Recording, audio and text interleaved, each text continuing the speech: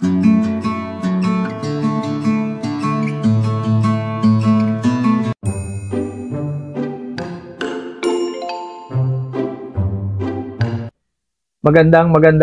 araw po sa bawat isa sa inyo. Nagbabalik ang inyong lingkod.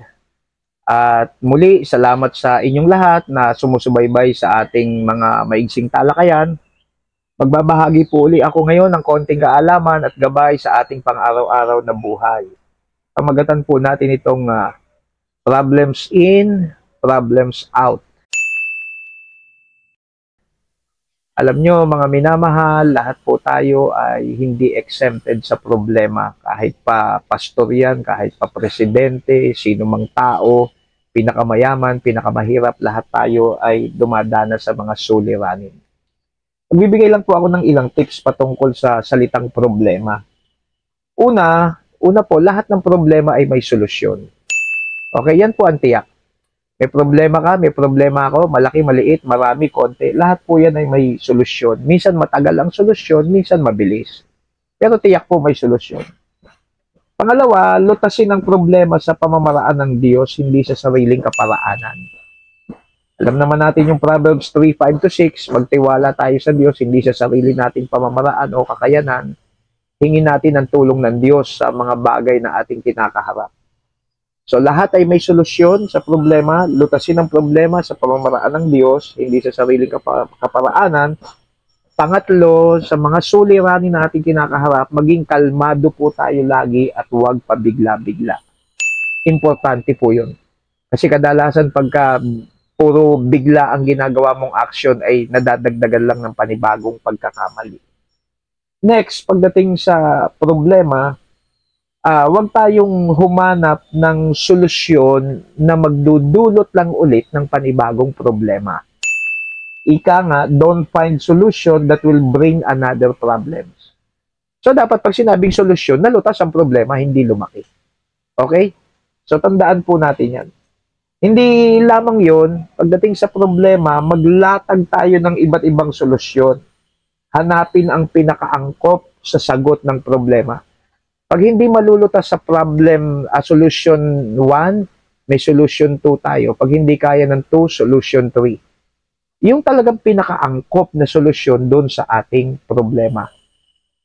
And then another tip, matutong mabuti sa mga problemang ating pinagdaanan, maging lesson na kapulutan ng aral at wag na tayong mag-stay lagi na paulit-ulit doon na hindi tayo gumagraduate. Kaya minsan ang problema pwede namang wala, pwede namang maliit lang. Minsan kaya lumalaki, kaya dumadami, kagagawan din natin. So tignan po natin itong mga binabanggit ko po. Pati ako natututo sa sinasabi ko mga minamahal. Tapos, tignan po natin ang problema bilang isang kasangkapan din ng Diyos upang tayo ay lalong tumatag. Kapag maaring tayo'y sinusubok o pinapalo, tanggapin natin yan. Kasi may talata sa Bible, all things work together for good to those who love the Lord. Romans 8:28. Hindi naman basta hindi ka basta padadaanin ng Diyos sa mga suliranin na yan na hindi ka pupulutan ng aral. So, tandaan po natin yan. Pagdating naman sa side ng Biblia, malinaw po na tayo'y sobrang mahal ng Diyos. God loves us so much.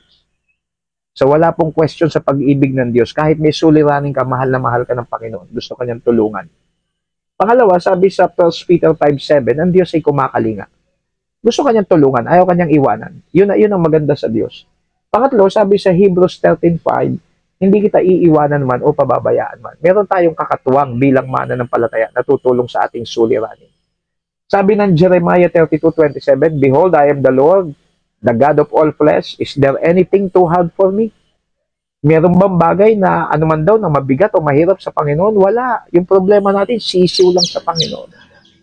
So tandaan po natin yan. Ang problema ay dumadaan lang, natatapos, may pumapalit, tuloy lang ang buhay.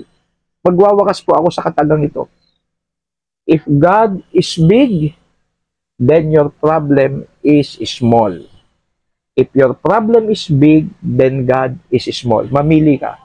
Malaki ba problema mo, maliit ang Diyos? O malaki ang Diyos, maliit lang ang problema mo, sisiw sa Kanya?